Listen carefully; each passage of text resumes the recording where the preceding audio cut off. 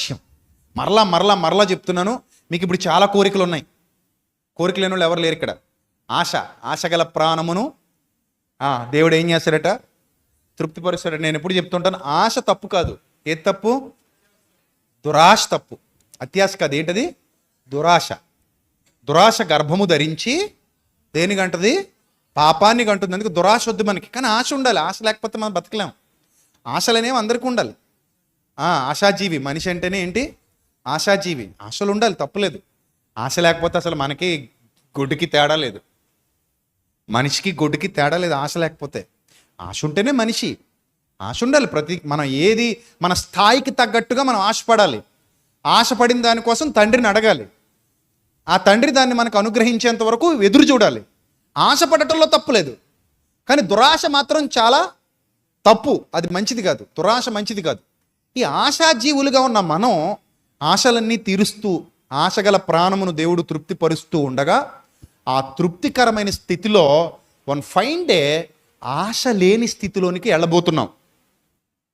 ఆ దినమున మీరు నన్నేమియూ అడగరు. ఒక ఫైన్ డే రాబోతుంది.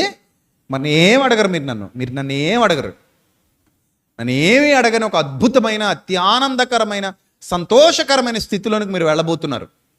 అమ్మయ్య ఇక చాలు అనుకునే స్థితి ఒకటి రాబోతుందట. భక్తులందరూ దానికోసం పరిగెత్తారు. అంతే కదా. ఇప్పుడు రన్నింగ్ రేసులో పాల్గొన్నాడు. ఆ పెయిన్ అంతా ఎక్కడి వరకు ఫీల్ అవుతాడంటే ఆ రిబ్బన్ని క్రాస్ చేసేంత వరకు ఫీల్ అవుతాడు. వన్స్ ఆ రిబ్బన్ తన పొట్టకి తగిలి అలా క్రాస్ చేసి బార్డర్ దాటాడా అంతే, రిలాక్స్ అయిపోతాడు. ఇంకా ఏమైపోయాడు? రిలాక్స్. ఎందుకంటే అతను గోల్ రీచ్ అయిపోయాడు. అప్పటిదాకా చాలా పెయిన్ ఫీల్ అవుతాడు, పోటీ ఎదుర్కొంటాడు, చెమట కక్కుతాడు, దెబ్బలు భరిస్తాడు, ఆయాసం భరిస్తాడు, శక్తిని కూడగట్టుకుంటాడు, పరిగెత్తుతాడు. ఒక్కసారి దాన్ని క్రాస్ చేసేసిన తర్వాత అమ్మయ్యా అనుకుని ఆ బాధ అంతా మర్చిపోతాడు. అక్కడ రిలాక్స్ అయిపోతాడు. అయితే ఇక్కడ దేవుడు ఇవ్వబోయే రిలాక్సేషన్ ఏంటంటే టెంపరీ రిలాక్సేషన్ కాదు, శాశ్వత కాలం నీకు ఉండేటువంటి ఒక ప్రశాంతత దేవుడు నీ కోసం సిద్ధం చేశాడు. ఒక అత్యానందాన్ని దేవుడు సిద్ధం చేశాడు. ఆ పీస్ ఏదైతే రెస్ట్ ఇన్ పీస్ అంటారో అది మనం ఎక్స్పీరియన్స్ చేయలేదు ఇప్పుడు దాకా. ఏదో మాట వరుసగా పలికేయడం తప్ప మనం ఇంకా ఎక్స్పీరియన్స్ చేయలే. కానీ వన్ ఫైన్ డే చెయ్యాలి. అప్పటి వరకు మీరు ఆశించండి, తప్పులేదు. కానీ మీ ఆశ తీర్చే దేవుడు ఏమి ఆశపడుతున్నాడో కూడా ఆలోచించండి.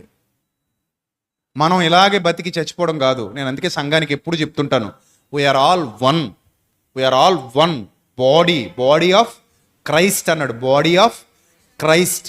మన శరీరంలో కొత్త కణాలు పుడతాయి తెలుసా మీకు? మన శరీరం రోజు ఏం చేస్తుందో తెలుసా? మన డిఎన్ఏ పని ఏంటో తెలుసా? లోపల ఏం జరుగుతుందో తెలుసా? డైలీ కొత్త కణాలను ఏం చేస్తుంది? పుట్టిస్తుంది. పాతవి చస్తూ ఉంటాయి, కొన్ని కొత్తవి పుడుతూ ఉంటాయి. అందుకే మనకు ప్రోటీన్ అవసరం. మన శరీరానికి ఎందుకు ప్రోటీన్ అవసరం? కొత్త కణాలు పుడుతూ ఉంటాయి. సో ఈ కొత్త కణాలు పుట్టడానికి శరీరం ఎలా అయితే కలిసి కష్టపడుతుందో లోపల, ఇన్ ద సేమ్ సెన్స్ సంఘం నాతో ఆగిపోవాలని నేను అనుకోకూడదు, నువ్వు అనుకోకూడదు. సంఘం రోజు రోజుకి ఏమవ్వాలి?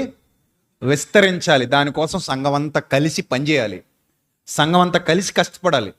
అప్పుడు నేను మరలా మీకు జ్ఞాపకం చేస్తున్నాను, యుద్ధమునకు పోయిన వాని భాగం ఎంతో సామానునొద్ద నిలిచిన వాని భాగం కూడా అంతే. పక్షపాతం లేదు దేవుడికి. ఇక్కడ నిలబడిన నా భాగం ఎంతో అక్కడ కూర్చుని పరిచర్యలో వాడబడుతున్న నీ భాగం కూడా అంతే. నేను సంపాదించే దాంట్లో నీకు కూడా దేవుడు ఏమిస్తున్నాడు? వాటా ఇస్తున్నాడు. నిన్న ఆయన విడువడు, ఎడబాయుడు. మనందరి కష్టార్జితం, మనందరి శ్రమ, మనందరి నిరీక్షణ, మనందరి ప్రేమ, మనందరి ప్రయాస, దేవుడిచ్చే బహుమానం అందరికీ సమానంగా ఇస్తానంటున్నాడు ఆయన. అందుకే పనిచేయు వారితో కలిసి మనం కూడా ఏం చేయాలి? పని చేయాలి. పని చేసే వారితో కలిసి మనం కూడా ఏం చేయాలి? శ్రమించాలి. అది మన బాధ్యత అనుకోవాలి. అది మన